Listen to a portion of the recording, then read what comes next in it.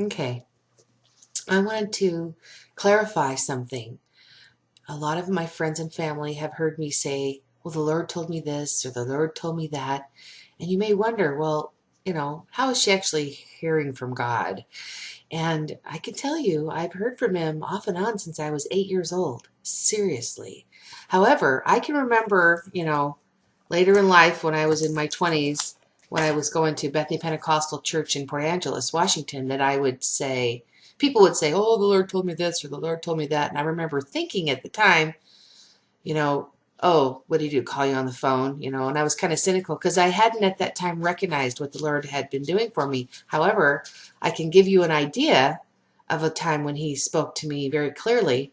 When I was he spoke to me like two times that I can remember from the age of 8 till about the age of, and I saw, and then 14 and then 17, there was three very strong times that he spoke to me. But those were visions. I didn't actually hear his voice. But I'll tell you, the one example was I was with my high school friends. We'd gone to a meet for judo over in Moses Lake. And we were, we'd spent the night there at a friend's house, and we were on our way back.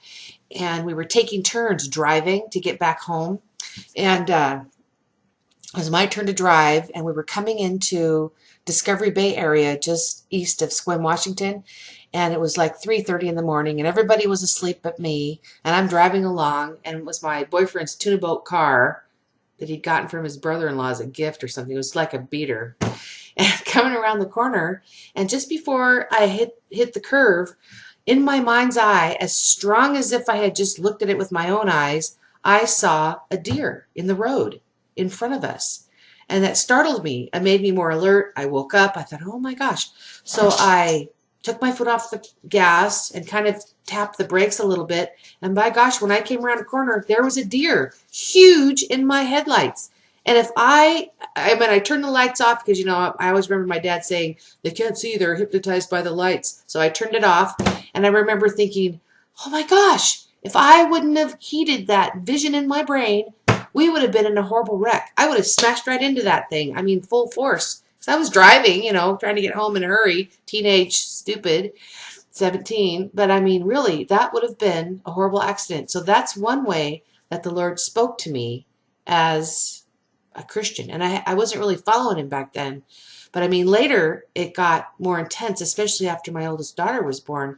I remember I didn't really follow the Lord. I kind of went through a period where I drank and did some like pot and different things and wasn't really living for Christ. And I remember after I had my daughter, I had such an overwhelming thankfulness to God because here I had a son, and it was 8 years later, and I got my little girl. I was so grateful.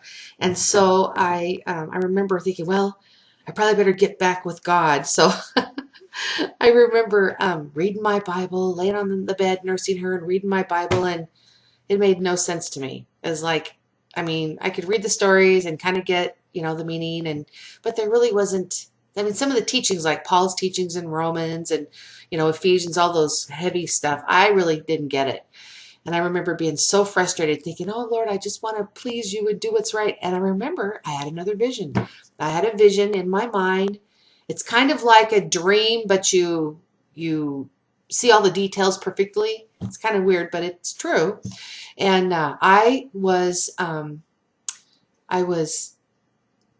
vision of a little boy, and he was working on math, and he was so frustrated because couldn't get the concept, and it showed his father kind of leaning over with his arm around his shoulders, coaching him and helping him, and it was so sweet. How the father was lovingly, gently explaining this math concept to the little boy, and the Lord let me know that that's how he would help me with my Bible. If I would listen to him, he would, coach me and reveal the scriptures to me. So that was another time that he spoke to me, and I've got some other visions and times. Like I heard a word from him. Now when I hear you hear a word.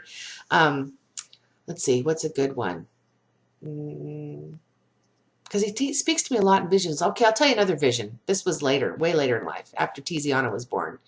Was Tizi born? Yeah. Yeah, Tizi was born. So it was like in the 80s.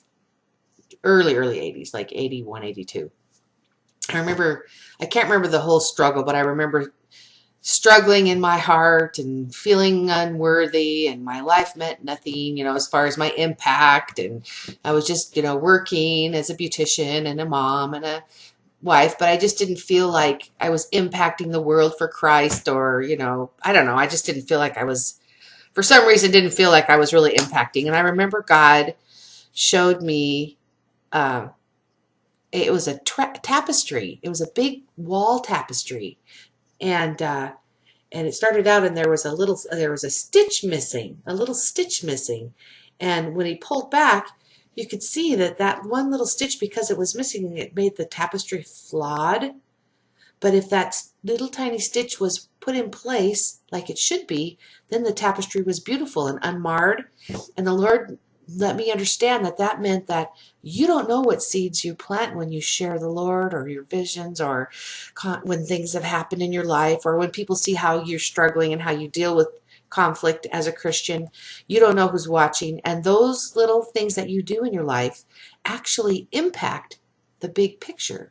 So when we get to heaven, we might not know, people that we impacted were watching from afar, or maybe one comment that you make impacted somebody and changed their life. But anyway, those are just 3 examples of how God spoke to me through my life.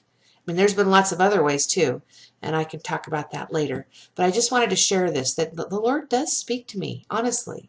And I'm not crazy. I'm not hearing voices. It really is God. So it's kind of cool. And He will speak to you too. If you ask Him, if you just say, Lord, I want to know you, and I want to hear your voice. I want to know that you're involved in my life. Lord, I just want to ask you into my heart, Jesus, and forgive me of my sins, Lord, and just come in and help me and coach me like that little boy that needed coaching with his math. I mean, it really works. Anyway, hang in there, and take it easy.